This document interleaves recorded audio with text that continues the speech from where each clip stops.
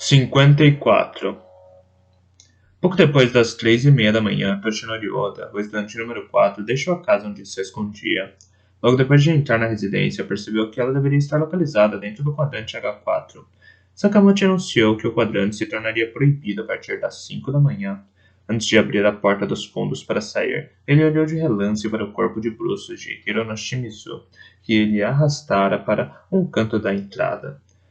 Toshinori apenas olhou o corpo. Não sentia nenhuma pena em particular por ela. Afinal de contas, a competição era séria. Era cada um por si. Na realidade, Hironoshimizu atirou sem piedade nele no momento em que o viu. Logicamente, foi ele quem se aproximou furtivamente por trás dela para estrangulá-la. Depois de pensar sobre seu próximo local de descanso, Toshinori acabou decidindo se mover para leste em direção à área residencial.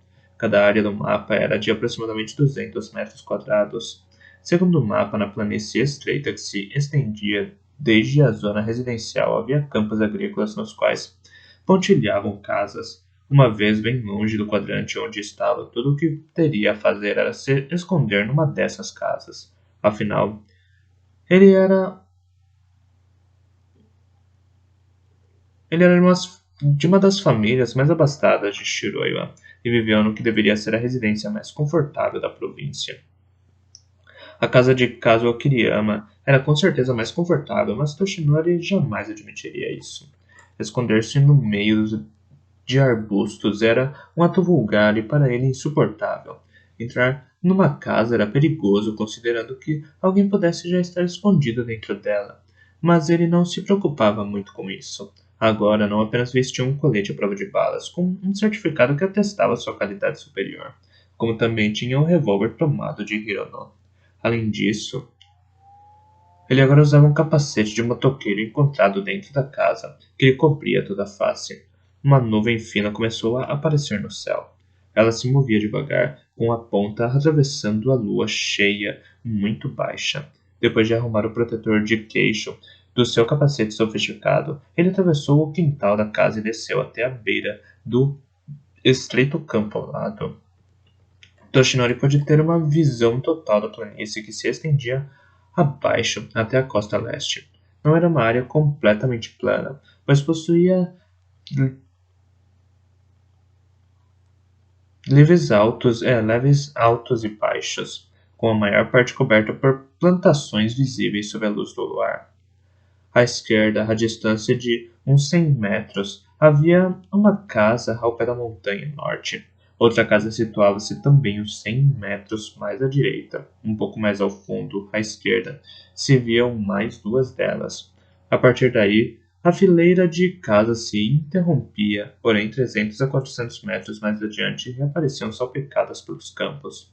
A colina e o bosque que se projetavam para fora da montanha norte impediam uma boa visão, mas a mesma paisagem parecia continuar até a área residencial, no lado leste da ilha. As chamas da intensa explosão ocorrida logo depois do anúncio da meia-noite de Sakamoto ergueram-se exatamente à direita da colina, porém o fogo se extinguiu e a área agora estava imersa na escuridão.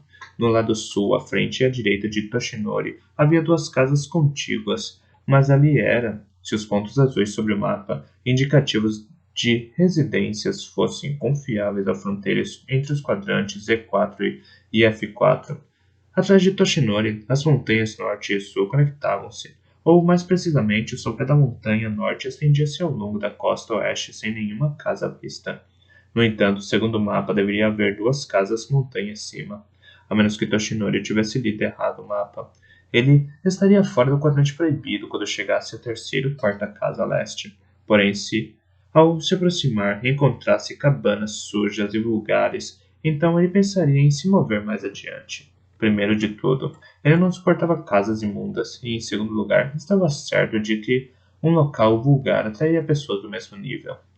Toshinori começou a caminhar, agachado e com cautela ao longo da, da leiva do campo, mas no meio do caminho se irritou com a sensação do solo se colocando aos seus pés. A irritação foi intensificada pela dor obtusa na área do estômago que sentia do tiro de Hironoshimizu, aquela vadia. Em seu colete, à prova de balas, porque foi atirado nesse jogo grosseiro e era obrigado a engatinhar por aí com aquilo que somente podia considerar como sendo as massas incultas de sua turma. O pai, dono da maior empresa alimentícia da parte leste da província, costumava usar essa expressão em casa, mas era também a favorita do próprio Toshinori, que a usava para exprimir seu desprezo pelos seres comuns. Óbvio que, por se dar ares de filho de uma boa família, ele jamais a pronunciou em voz alta. Tivesse ou não o direito de se vangloriar disso, Toshinori sem dúvida possuía um dom único, mesmo entre seus talentosos colegas da turma B. Campos que variavam de craques de seus respectivos times e clubes e líderes delinquentes, incluindo um homossexual, um viadinho extremamente vulgar que já foi para o saco.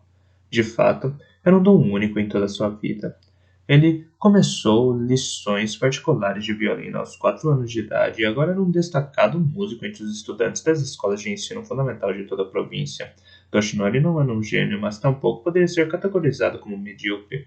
Estava praticamente acertado que ele estaria numa famosa escola de ensino médio em Tóquio, com um departamento de música próprio. E com relação à sua carreira futura, Toshinori acreditava que pelo menos se tornaria um maestro da orquestra sinfônica do governo provincial. Isso lhe dava, pelo menos em sua opinião, ainda mais razão para não morrer. Ele atingiria o status de maestro, iria se casar com uma mulher linda e refinada e conviveria com pessoas ricas e elegantes. Seu irmão mais velho, Tadanori, herdaria a empresa. É claro que o pensamento de ganhar muito dinheiro como presidente era atraente, mas Toshinori pensou, não, preciso lidar com produtos alimentícios. Que asco. Vou deixar essa tarefa para meu irmão vulgar. Sou diferente das massas incultas que formam meus colegas de turma. A morte deles não significa nada para mim. Afinal, sou talentoso e tenho valor. E mesmo em termos biológicos, as espécies cujo valor se distingue dos demais devem sobreviver, certo? Lógico, no início do jogo ele tinha somente esse colete à prova de balas, estranhamente fornecido como uma arma, e por isso tudo que podia fazer era se esconder. Mas agora, ele estava de posse de uma arma, então jogaria sem piedade, o que costumavam mesmo dizer sobre os lindos sentimentos de uma amante da música. Totalmente ingênuo. Era verdade que Toshinori tinha apenas 15 anos e não vira muito da vida, mas pelo menos conhecia bem o mundo dos músicos. Gênios à parte, para os dotados de talento que não chegavam à genialidade, tudo se resumia a dinheiro e aos contatos, e também a como sobreviver esmagando o talento alheio sem se deixar esmagar, fosse de fato um objetivo ou não. Pelo menos era no que Toshinori Oda acreditava. Obviamente ele não tinha amigos do peito na massa inculta da turma B do 9º ano. De fato, ele chegava mesmo a odiar seus colegas vulgares. Em particular, sim, um dos motivos seria a presença de Shuya Nanahara. Toshinori não tomava parte no clube de música da escola de ensino fundamental Shiroiwa, no qual se reuniam as massas incultas particularmente vulgares que tocavam todo o tempo música pop medíocre. Aparentemente circulavam pela sala do clube partituras de músicas importadas e legais. Sim, principalmente Shuya Nanahara. Toshinori era muito superior a Shuya em termos de capacidade musical por causa de seu sentido auditivo treinado desde a mais tenra idade e sua compreensão de complexos modos musicais. Apesar disso, as vadias vulgares de sua turma berravam indecentemente ao ouvir Shuya Nanahara arranhar sua guitarra a acordes grosseiros do nível do jardim de infância.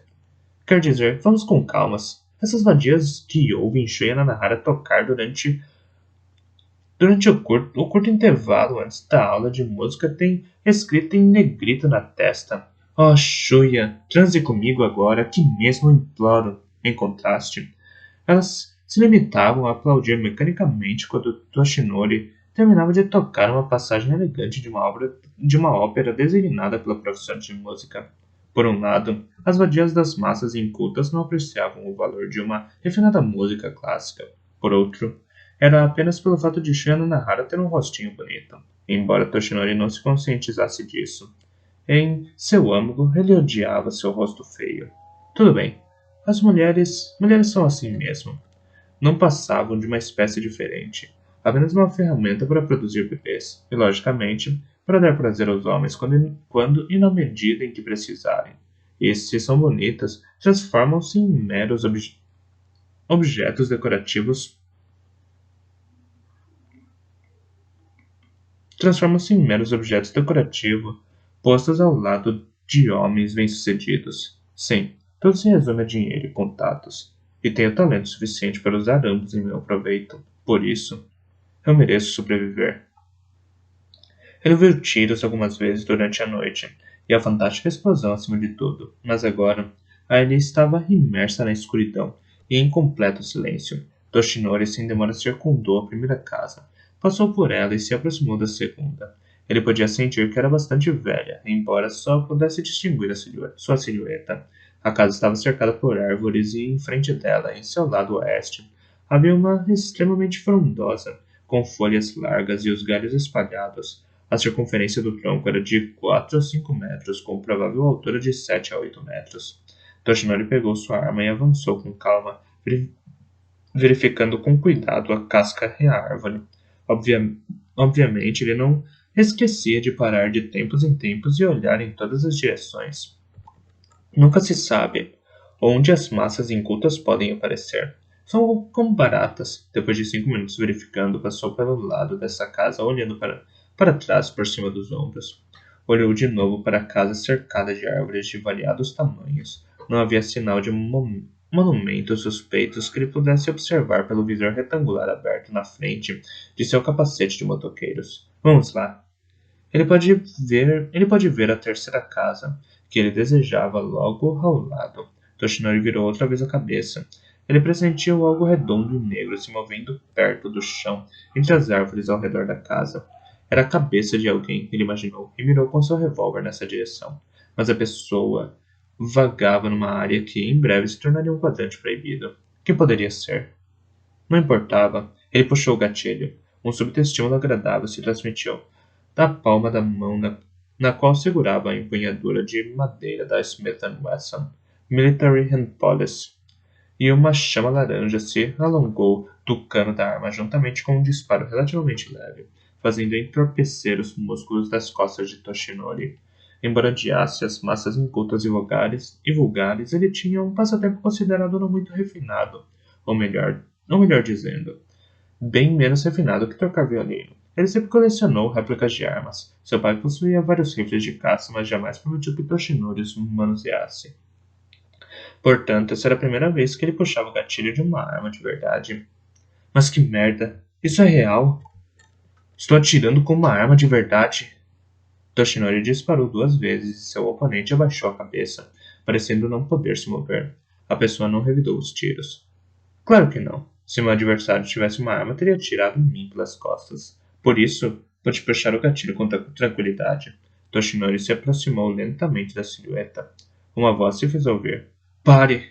Ele distinguiu pela voz que se tratava de Hiroki Sugimura, o estudante número 11. Esse rapaz alto praticava karatê ou outra arte marcial vulgar. Toshinori, por sinal, odiava rapazes altos também. Ele tinha apenas 1,62 m de altura, e se não fosse por ele tocar seta, seria o mais baixo da turma. Ele não podia suportar rapazes de rosto bonito, 2 rapazes altos e 3 rapazes vulgares. Hiroki supostamente namorava Takakotigo-san, que tinha mau gosto de tingir o cabelo e usar bijuteria espalhafatosa. Ah, sim. Ela também partiu desta para melhor. Bem, ela não tinha um rosto tão feio assim. Não tenho intenção de brigar, Hiroki prosseguiu. Quem é você? Yuichiro. Hiroki pronunciou o nome de Yuichiro Takiguchi, o estudante número 13, que era, depois de Toshinori, o terceiro mais baixo da turma. Sim, como Hiroshi Kuronaga tinha morrido havia pouco tempo, os únicos que restavam vivos da altura de Toshinori eram Yuichiro Ryutaka. Seja como for. Toshinori se perguntou por um momento que história era aquela de não ter intenção de brigar. Impossível. Não entrar no jogo seria equivalente a cometer suicídio. Será que ele está tentando me enganar? Mesmo que tivesse, desde que ele não possua uma arma, Toshinori decidiu mudar de estratégia. Ele abaixou sua arma. Com a mão esquerda, puxou para baixo a guarda do queixo do capacete que lhe protegia toda a cabeça e disse: É Toshinori. Então pensou: talvez tenha mais impacto se eu gaguejar um pouco. Desculpe ter atirado em você. Você se machucou?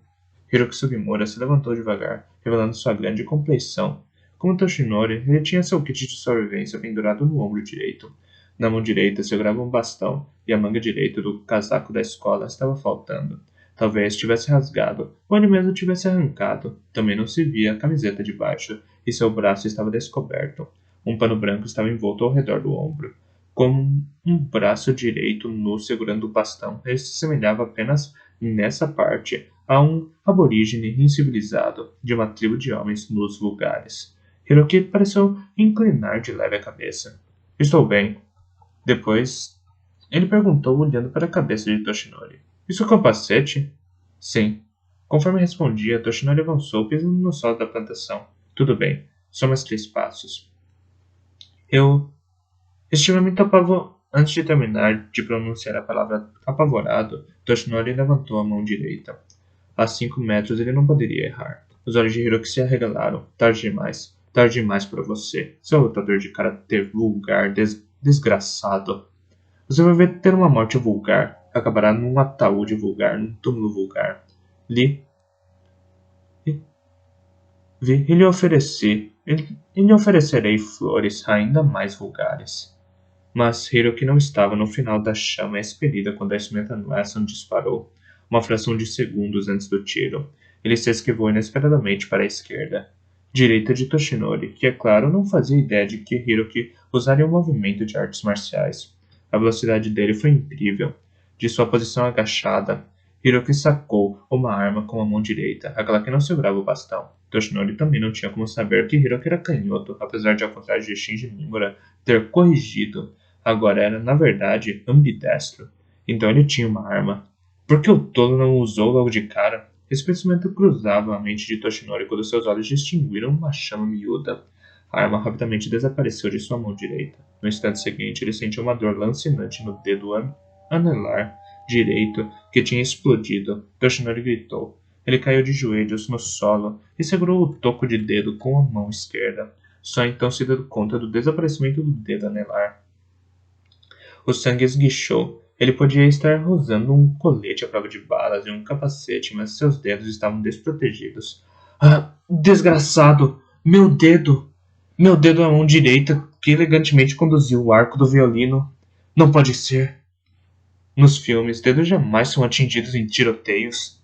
Hiroki se aproximou de Toshinori empunhando a arma. Toshinori segurava a mão direita e olhava para ela do fundo do capacete, com os olhos exibindo uma mistura de terror e confusão. Seu rosto se tornava pegajoso do suor que rapidamente escorria sobre seu capacete. Hiroki disse. Então você decidiu participar do jogo? Eu não queria, mas não me resta alternativa senão atirar. Estou sendo obrigado. Toshinori não entendeu o verdadeiro sentido dessas palavras, e apesar de sentir dores horríveis, ainda se mantinha confiante, uma vez que a arma estava apontada para seu peito. É lógico que estaria. Ele usava o capacete, não por ser a prova de balas, mas porque imaginou que isso forçaria o inimigo a preferir mirar em seu corpo. E sob seu casaco da escola, ele usava o colete à prova de balas. Contanto que seu colete parasse a arma, tudo o que ele precisaria fazer seria esperar por uma chance para recuperar sua arma depois. Com seu dedo indicador ainda funcionava, poderia puxar o gatilho e vencer. A arma estava a seus pés. Com Toshinori o encarando, Hiroki Sugimura pousou por alguns instantes, para em seguida apertar seus lábios com força e pressionar com calma e de leve o gatilho. Toshinori lembrou sua luta com Hironoshimizu e considerou até pouco antes do tiro como ele devia fazer para se fingir de morto de forma que parecesse real. Mas tudo acabou muito mais abruptamente do que ele esperava. A arma de Hiroki apenas emitiu um pequeno clique metálico. Hiroki pareceu confuso. Ele destravou às pressas a arma e puxou o gatilho. Mais um clique. Os lábios de Toshinori se contorceram num sorriso escondido sob o capacete. Karateka desgraçado. Essa aí não vai atirar. Dará com essa automática, você terá de puxar o bloco da culatra e recarregar a câmera. A câmara. Toshinori saltou para cima da arma a seus pés. Hiroki de imediato fez menção de movimentar o bastão na mão direita, mas, talvez levando em conta a distância, virou-se e correu com uma montanha além da casa. Toshinori recolheu a arma, mesmo com a mão doendo bastante pela perda do dedo. Deu um jeito de pegá-la. Ele atirou, embora não segurasse com firmeza a empunhadura e não conseguisse mirar em Hiroki. Percebeu que tinha acertado a coxa dele, perto das nádegas. Foi só de raspão? Hiroki de súbito cambaleou, mas mesmo assim não caiu. Ele continuou a correr. Toshinori também começou a correr e disparou uma segunda vez. Dessa vez, não acertou. O recuo da arma, tão agradável momentos antes, parecia penetrar sua mão ferida, enfurecendo ainda mais Toshinori. Ele disparou de novo, errou mais uma vez, percebeu que apesar de ter sido atingido na perna, Hiroki ainda era mais veloz. Hiroki desapareceu, dentro do bosque no sopé da montanha. Maldito! Toshinori hesitou por alguns segundos se deveria continuar a perseguir Hiroki e acabou desistindo. Assim como seu oponente, ele também estava ferido. A empunhadura da arma estava pegajosa por causa do sangue escorrendo do toco, que antes era seu dedo anular. Além do mais, se Toshinori entrasse nas montanhas agora, Hiroki recarregaria sua arma e revidaria. Pensando nisso, seria muito perigoso se expor daquela forma sem ter como se esconder. Ele se agachou às pressas. Ele precisava chegar à primeira casa na qual tinha decidido entrar, e devia se assegurar de que Hiroki não o veria entrando. Toshinori apertou a mão direita que ainda empunhava a arma e cambaleou até lá, suportando a dor conforme atravessava a leiva do campo. A dor se tornou tão insuportável que ele sentiu tortura. A primeira coisa era sua mão. Ele tinha de tratá-la. Precisava rever sua estratégia. Ah, mas que inferno! Mesmo que eu seja capaz de tocar violino depois desta recuperação, a mão sem um dedo sem dúvida se destacará durante o concerto, sobretudo se for televisionado e derem um zoom nela. Portanto, agora vou entrar para esse grupo, os deficientes. Que melodia elegante! Como ele superou sua deficiência? Droga! Que babaquice! Ele se aproximou da casa. Toshinori olhou de novo por cima do ombro. Olhou bem de perto, mas não viu nenhum sinal de Hiroki. Ele estava seguro agora. Hiroki não estava vindo atrás dele. Toshinori voltou a cabeça em direção à casa. Ele viu um rapaz de pé na leiva do campo, 6 ou 7 metros distante, bem em frente da casa que ele queria entrar. O rapaz pareceu brotar num espaço onde até pouco antes nada havia. Ele tinha os cabelos bem longos, puxados para trás do pescoço e olhos frios e brilhantes. Quando se deu conta que era Kazuo Kiriyama, estudante número 6, outro rapaz que ele não suportava. Categoria 1, rapaz de rosto bonito. Uma rajada de logo intensa saiu de casa, acompanhada de um som de ratatatata, e Toshinori sentiu vários golpes contra o torso. Ele foi arremessado para trás e se estatelou de costas no solo. A dor e o fato de não ter muita força na mão direita o obrigaram a largar a Smith & Wesson, e ele ouviu a mão bater contra algo. Suas costas ralaram violentamente contra um objeto sujo. A cabeça coberta pelo capacete bateu no solo. O eco dos tiros enfraqueceu no ar noturno. O silêncio voltou a reinar, mas obviamente Toshinori Oda não tinha morrido. Ele segurou a respiração e ficou deitado, paralisado, fazendo o melhor que podia para conter a vontade de rir com escárnio. Agora que ele estava dominado por esse prazer pernicioso, pela dor agonizante de sua mão direita, pela irritação por deixar Hiroki Sugimura escapar, e pelo ódio por ter sido atacado inesperadamente por um rapaz inserido em sua categoria 1, o sistema límbico regulador de suas emoções estava praticamente em total desordem, mas seu corpo, exceto pelo seu dedo anular da mão direita, funcionava bem, como quando foi atacado por Hirono Shimizu. Portanto, ele acertou ao usar o capacete. Kazuo mirou no torso de Toshinori, protegido pelo colete à prova de balas. Assim como aconteceu com Hirono Shimizu, Kazuo provavelmente deduziu que Toshinori estava morto. As pálpebras de Toshinori estavam praticamente fechadas. Seu campo de visão, em cuja extremidade podia ver a Smith & Wesson refletindo levemente a luz do luar, parecia um filme em tela panorâmica. Mesmo agora sentia a dureza do facão que havia enfiado na parte de trás das calças, obtido na casa onde matou Hirono Shimizu. Gastaria menos de um segundo para desenrolar o pano que envolvia a lâmina. Conforme continuava a suar em bigas para ele, a única coisa incapaz de conter, Toshinori pensou. Bem, agora venha pegar minha arma caída ali. Assim vou cortar com o facão essa sua face vulgar, Kazuo. Ou você vai virar as costas e partir, ir atrás de Hiroki. Sendo assim, pegarei a arma e abriria um buraco nessa sua nuca vulgar. Vamos. Para mim, indiferente. Apresse e escolha. Mas, por algum motivo, em vez de se aproximar da Smith & Wesson, Kazuo veio direto até Toshinori. Ele estava vindo direto até ele e o olhava com aqueles conhecidos olhos frios. Por quê? Toshinori se perguntava. Você não vê que estou morto? Duvido que você consiga encontrar um defunto tão perfeito quanto eu. Kazuo não parou. Ele continuava a se aproximar, um passo ou dois. Mas supostamente morri. Por que ele avança? O som leve de seus passos sobre o solo amolecido se intensificou, e o campo de visão de Toshinori estava agora preenchido pela silhueta de Kazuo. De súbito, dominado pelo pânico e pelo medo, Toshinori freneticamente abriu os olhos. Nesse exato momento, a arma de Kazuo disparou nova rajada no capacete de Toshinori.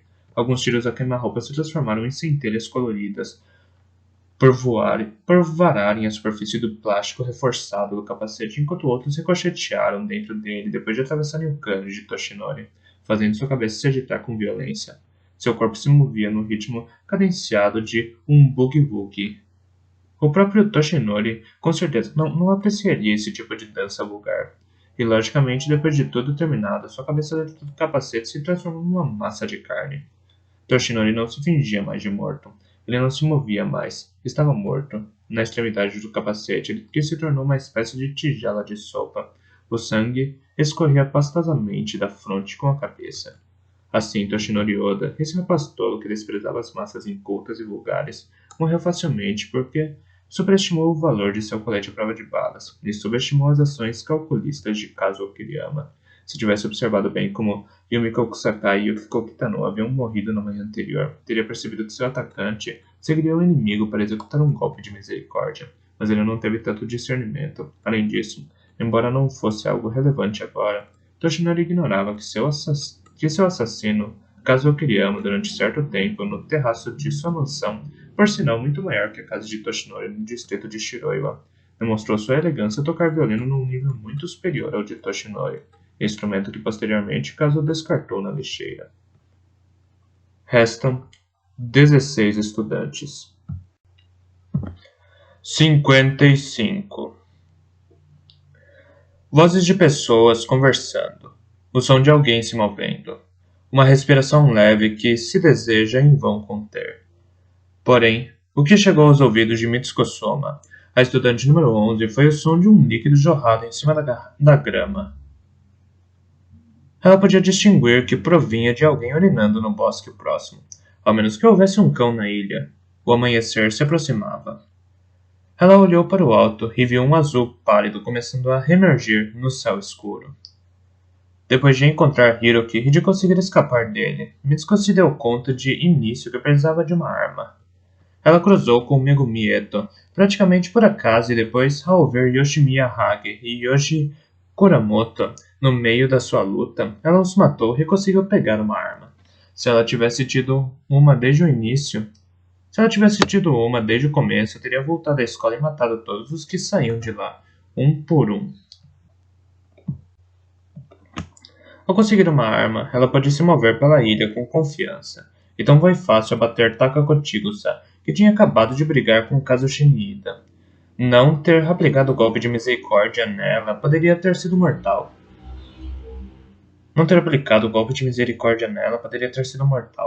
Preciso ter mais cuidado da próxima vez. Mas agora Mitsuko estava desarmada. Ela usou o facão de Megumi Eto e só. E só lhe restava agora a foice original recebida no início do jogo. Precisava conseguir uma arma, pois não era a única que tinha escolhido seguir as regras do jogo. Havia o atirador com a metralhadora que deu fim a Yumiko Kusaka e Yukiko Kitano. Meia hora atrás ela ouviu novos disparos dessa arma. É claro que, graças ao atirador, ela não precisou se esforçar para deduzir o número de colegas de turma. Ela podia apenas deixar o atacante tomar conta das matanças e somente agiria quando fosse fácil. De fato, depois de escutar à meia-noite os tiros de metralhadora ecoarem acompanhados de uma explosão, ela decidiu não se aproximar do local. Apenas com um revólver, Mitsuko não teria chance contra uma metralhadora. Porém, enquanto se movia para algum local de onde pudesse ter uma vista da área à distância, acabou encontrando Hiroki Sugimura e o seguiu. Seria supostamente um trabalho fácil acabar com ele, mas era muito provável que ela terminasse tendo que lutar com esse atirador. Não ter uma arma representaria uma desvantagem esmagadora. Se uma pistola jamais venceria uma metralhadora, imagine uma foice então. Obviamente, ela poderia perseguir Hiroki às escondidas, mas imaginou que seria muito complicado tentar se apossar da arma que ele levava. O histórico de artes marciais dele, ou fosse lá o que fosse, não era brincadeira. Sua mão deitada ainda. Sua mão direita ainda doía com o ferimento. E dessa vez, se ele acaso a visse, com certeza atiraria nela sem dó nem piedade. Assim, Mitsuko começou a procurar outras pessoas, movendo-se de início para oeste ao longo da estrada que cortava a ilha longitudinalmente, bem no centro e depois até a montanha norte. Cerca de 3 horas se passaram, e agora ela ouvia afinal o ruído de alguém. Com cautela, Mitsuko avançou dentro do mato. Ela fez isso de forma a não emitir ruído. À beira do bosque, os arbustos se abriam em um espaço pequeno de menos de 7 metros quadrados. O bosque se estendia à frente e à esquerda, e à direita dela, a um canto da clareira, um rapaz com um casaco de escola tinha as costas viradas para ela. Ele olhava nervoso para os lados, enquanto o som de gotejamento continuava. Talvez ele temia ser atacado por alguém. Ela distinguiu se tratar de Tadakatsu Hatagami, o estudante número 18, um rapaz comum sem nada de realmente excepcional, membro do time de beisebol. Ele era alto, parrudo e tinha um rosto comum. Seus passatempos eram... Bem, não faço ideia, e de que vale perguntar agora? O crucial era que, enquanto Tadakatsu se aliviava, Mitsuko percebeu que ele segurava algo com firmeza na mão direita. Era uma arma, um modelo bem grande de revólver. No rosto de Mitsuko, um sorriso angelical voltou a surgir. Tadakatsu ainda não tinha terminado. Ele devia ter se segurado por um bom tempo. Ele continuava a olhar para ambos os lados enquanto respirava a bexiga esvaziar. Com a mão direita, Mitsuko retirou sua foice devagar e, sem barulho, e esperou. Tadakatsu teria que usar ambas as mãos para fechar a braguilha das calças. Mesmo que tentasse usar apenas uma delas, estaria vulnerável. Parece que nesse momento seu fim terá chegado, meu caro. Não havia um detetive num filme que morreu enquanto fazia as necessidades? O gotejamento foi diminuindo. Parou, e então mais um pouco, para por fim cessar de vez. Tadakatsu olhou outra vez ao redor, e então rapidamente moveu as mãos para frente. Mitsuko já tinha se esgueirado até ficar atrás dele. A nuca de Tadakatsu, com cabelos pontiagudos e curtos, estava bem em frente dela. Mitsuko começou a levantar a foice. Ela ouviu alguém por trás dizer "Hey!" e tanto Tadakatsu quanto Mitsuko se viraram ao mesmo tempo. Ela, claro, baixou a foice e olhou para o dono da voz. Yuichiro Takiguchi, o estudante número 13, estava de pé. De estatura inferior à de Tadakatsu, ele era o dono de um rosto pueril. Na mão direita segurava um bastão metálico, possivelmente uma arma, e fitou Mitsuko boquiaberto.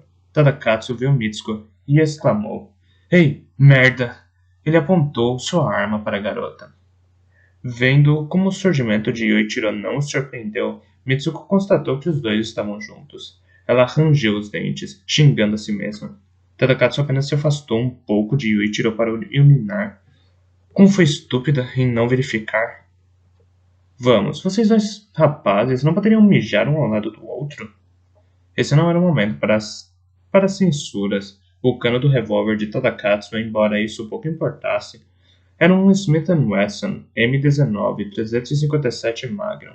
Estava apontado diretamente para o peito de Mitsuko. "Tadakatsu, pare!" Yuichiro exclamou em voz trêmula, talvez por causa da situação confusa e do pânico de provavelmente ver alguém ser morto em frente de seus olhos. Tadakatsu parecia pronto a puxar o gatilho a qualquer momento, mas seu dedo interrompeu o movimento uma fração de milímetro antes de o cão cair. Com a arma apontada para Mitsuko, Tadakatsu olhou para Yuichiro. "Por quê? Ela estava tentando te matar. Olhe! Uma foice! Ela está segurando uma foice!" Não! Mitsuko coachou como se as palavras a engasgassem. Ela se assegurou de que sua voz estava com um tom alto e trêmulo e logicamente não esqueceu de recuar o corpo. A atriz teve nova oportunidade de mostrar seu talento cênico. "Me admirem bem agora."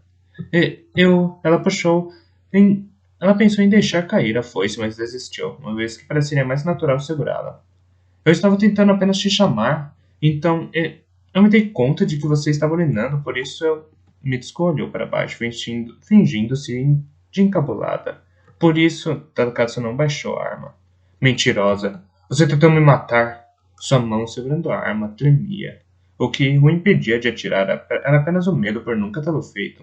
No momento em que Tadakatsu a viu, atiraria por reflexo, mas agora que Yuichiro interveio, ele tinha tempo para pensar e hesitou. E isso significara sua derrota, meu caro. Pare com isso, Tadakatsu. Yuichiro prosseguiu, pedindo. Já não disse que temos de nos juntar uns aos outros? Só pode estar de gozação, Tadakatsu balançou a cabeça. Não há como ficar junto dessa vagaba. Você conhece bem essa pilantra. Pode ter sido ela que matou Yumiko e Yukiko. Não, eu jamais. Mitsuko fez os olhos se encherem de lágrimas, e Eiichiro argumentou freneticamente. Mitsuko não tem uma metralhadora. Ela não tem nem sequer uma arma. Quem garante? Ela pode muito bem tê-la jogado fora quando a munição acabou. E Eiichiro silenciou por um instante e depois aconselhou. Tadakatsu, você não deve erguer a sua voz. Sua voz soava diferente de antes. Estava calma e gentil. Tadakatsu olhou para Yuichiro com a boca levemente aberta, como se tivesse sido pego de surpresa. Mitsuko também se surpreendeu um pouco. Yuichiro Takiguchi gostava de animes e era o mais fanático da turma B nessa área. O que dizia agora soava com muita dignidade. Yuichiro balançou a cabeça. Todos são inocentes até que provem o contrário. Ele continuou. Como se repreendesse Tadakatsu. Pense bem. Mitsuko deve ter se aproximado porque ela confia em você de verdade. Mas Tadakatsu franziu as sobrancelhas. Sua arma prosseguia apontada para Mitsuko, mas a tensão de seu dedo no gatilho parecia ter relaxado. Então, o que você sugere que façamos? Se você insiste que ela não é confiável, então podemos nos revezar para vigiá-la. Quer dizer, mesmo que disséssemos a ela para ir embora, você continuaria preocupado. Afinal, ela poderia nos atacar na primeira oportunidade. Mitsuko estava cada vez mais impressionada. Esse garoto é esperto e articulado. Quer dizer, deixando de lado se ele está tomando a decisão correta ou não, que seria de fato atirar em mim agora. Tadakatsu umedeceu de leve os lábios com a língua. Vamos, precisamos de mais gente ao nosso lado, e depois temos de imaginar um jeito de fugir daqui. Se passarmos um tempo com ela, saberemos se é confiável, certo? Yuichiro insistiu e finalmente Tadakatsu concordou, mas continuou encarando Mitsuko com ar de suspeita. Ele disse, aparentemente cansado. Ok, então. Mitsuko deixou o corpo relaxar, ou fingiu. Roçou os olhos com a mão esquerda para livrá-los das lágrimas forçadas. Viu Yuichiro exalar também o suspiro de alívio. Largue essa foice, Tadakatsu ordenou. Mitsuko às pressas a atirou no solo. Então, alternou olhares nervosos a Tadakatsu e Yuichiro. Em seguida, Tadakatsu ordenou ao amigo. Reviste-a. Mitsuko olhou de volta para Tadakatsu com os olhos arregalados de espanto. Ela olhou então para Yuichiro, que permanecia de pé, abobalhado. Tadakatsu repetiu o que disse. Ele apontou a arma diretamente para ela. Apresse-se. Nada de acanhamento. Isso é uma questão de vida ou morte, você sabe disso. Sim. Yuichiro baixou o bastão e avançou com relutância. Ele parou ao lado de Mitsuko. Rápido! Tadakatsu insistiu. Ok. Seu jeito digno se foi. Ele voltou a ser o Mauricinho fraco e fanático por animes de sempre. Mas, vamos logo, Yuichiro disse. Mitsuko, sinto muito. Não quero fazer isso, mas sou obrigado. E ele deslizou levemente as mãos pelo corpo dela.